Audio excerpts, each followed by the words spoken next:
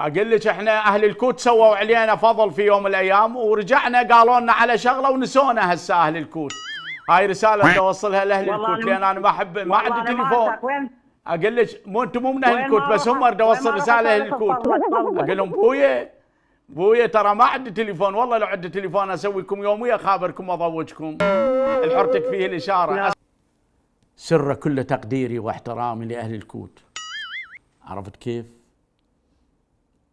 أنا أحبكم في الله وأخيكم الصغير، ولن ينساكم أبدا حتى لو زحف الشيطان أن ينسيكم. أبو علي فلا تنسونني لأني لن أنساكم. يعني واحد يطرح علي يقول لي سوي لي هاي الشغلة سويها يعني أبدا. ليش قلت له للانتخابات؟ سبحان الله، الله سبحان الله، الله ما يريدنا ناخذ معتهم فلوس ولا واحد. يعني فهذا شيء عجيب. يعني حتى الأخ محافظ الكوت اللي احنا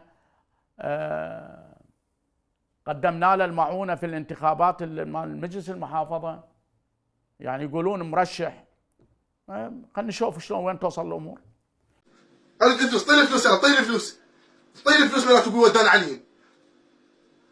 طيب الفلوس، جي جيب الفلوس، جي